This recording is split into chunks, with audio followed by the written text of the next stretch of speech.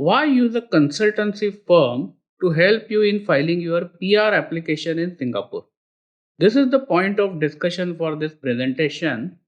And more specifically, what we are going to discuss is if the consultancy firm, PR application agent, can he bring any value to your application? Can you do filing of PR yourself? And what differences consultants can make? Now, if you have spoken about your plan to apply for PR with any of your friends, and if you have spoken to them that you plan to engage a consultant, the first reaction will be why you need a consultant. You can do it yourself. What is so much complex about it is what people will tell you. You can log into EPR system, download the form, and submit all the required documents and start the process. That is what people will normally advise. So let's have a look on this. And the first part, before we tackle the main question, is I'm going to run through some of the population statistics, which will reveal few interesting facts to us. So I will shift to Excel and let's have a look. So here I have prepared some details for which I have referred to official government census details for year 2008 and 2020. So the total population of Singapore in year 2008 was 4.839 million, and in 2020 it is 5.685 million. Now if you concentrate on row 8, the non-resident population is 1.196 million in year 2008 and 1.64 million in year 2020. So as you can see, there has been a significant increase in non-resident population. Now this non-resident population typically consists of EP and S pass holders, dependent pass holders, work passes, that is the workers who work on various construction and other work passes, foreign domestic workers, we also call it as a maid pass, and others like students and working holiday makers and so on. So what I have done, this non-resident population I have further broken down into these categories using the approximate percentage published by the government.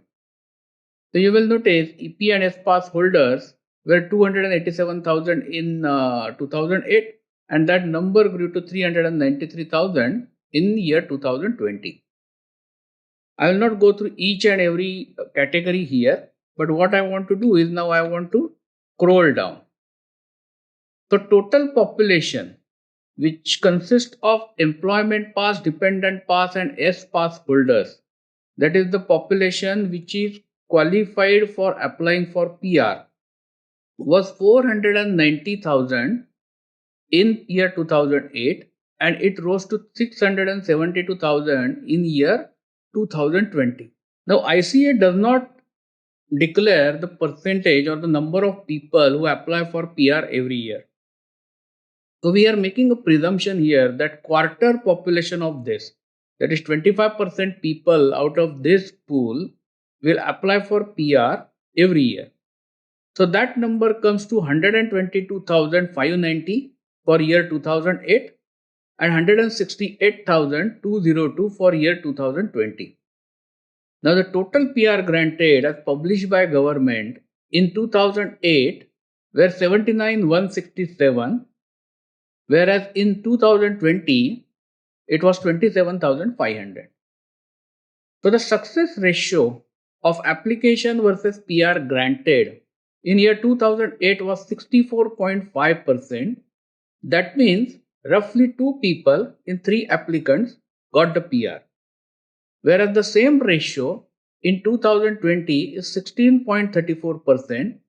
That means roughly 1 person in 6 or 6.5 people got the PR successfully.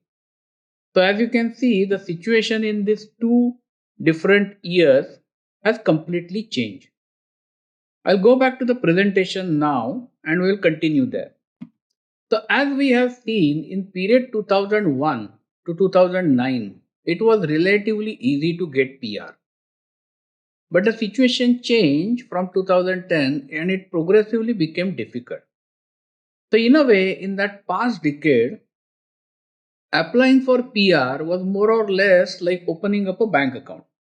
So you apply, give whatever documents are required, and if you have satisfied the conditions, more or less you will get it. If you don't get it first time, most probably in the second attempt you will definitely get it. That was generally the norm. But now it has become much more like a job application. The number of places are limited and the people applying are significantly high. The number of people applying is high. So there is no guarantee that you will get that approval, and you need to make efforts to highlight your profile and anything else that is workable for you. So if your friend is telling to do it yourself and his experience is based on the PR application in the previous decade, then that experience frankly is not any more relevant.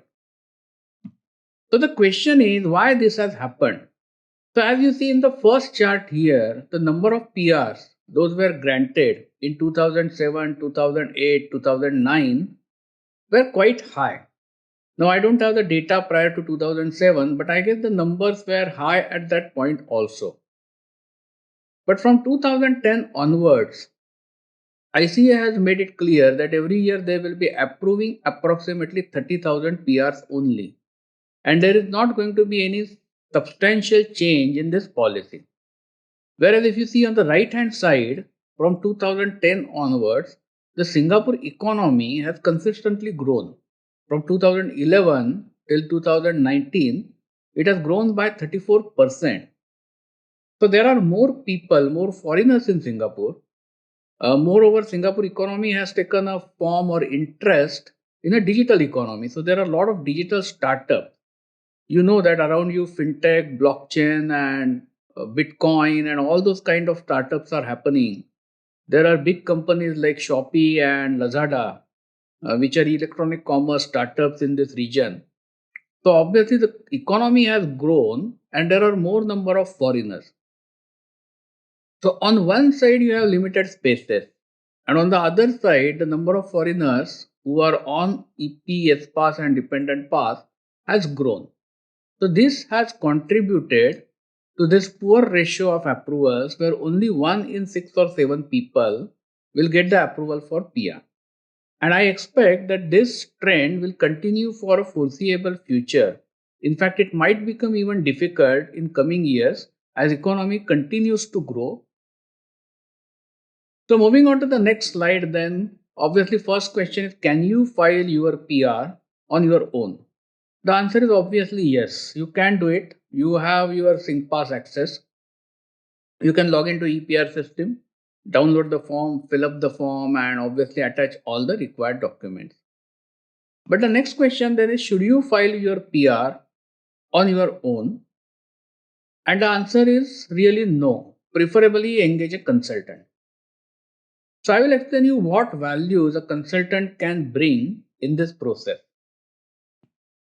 So the first thing is the agent or the consultant will ensure that all of your documents are error free. If any documents required any further clarifications, attachment, affidavit, translation, then he will advise you about that. The second point is that agent will provide a complete action plan to you to strengthen your profile. Now when the PR decision is taken by ICA, there are many factors those are being considered. And not every person will be active on all those fronts. So it is possible that in some way your profile can be strengthened by taking specific actions.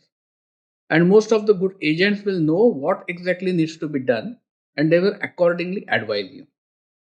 The next point is agent will review your profile and identify your strong points. So as many strong points you have, you highlight it in your application is good for you. Agent can help you to write an effective cover letter which will summarize everything above. So your action plan, what you have contributed, what your achievements are, everything can be summarized in this cover letter and your profile can be highlighted. And the last thing is, once you engage an agent, it is an easy and hassle-free process. Based on the timeline agreed, the agent will act and will provide and file your application to ICA. So the next question is then, when should you really engage an agent? At what time? So as soon as you think of applying your PR, you should engage an agent. So many times what happens, people will normally think about applying PR, they will first do all the research on their own, and maybe at the last moment they approach an agent. So don't do this mistake. Approach an agent as early as possible. If possible, you should approach an agent at least 3 or 6 months before you actually plan to file your PR, because then we get enough time to give you some action plan which will strengthen your profile in this 3 to 6 months, after which your PR application can be filed. So this is one of the advantage of engaging agent much earlier than your actual filing date. Now I will like to highlight two key points here. Now ICA doesn't penalize if your previous PR application was rejected, but it still doesn't look good that you had multiple PR rejections. So while there is no official penalization process, it still has a negative impact in your subsequent PR application.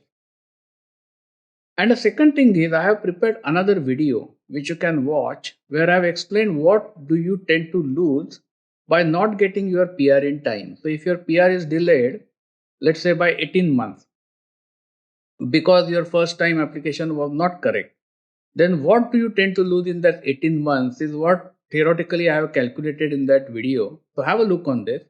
And that amount is somewhere around 180 or $200,000 over a period of 1.5 years. And keep it in mind that your first attempt is the best attempt, so do it properly. So in summary, there are too many applicants for PR in Singapore nowadays. Doing this process by yourself may not be the best and the right choice. So I suggest that you engage a professional firm like ours for this work, so that your chances of approval are significantly enhanced. Thank you for watching this video. Please subscribe to our channel today. Epica Application is a leading immigration consultancy company in Singapore.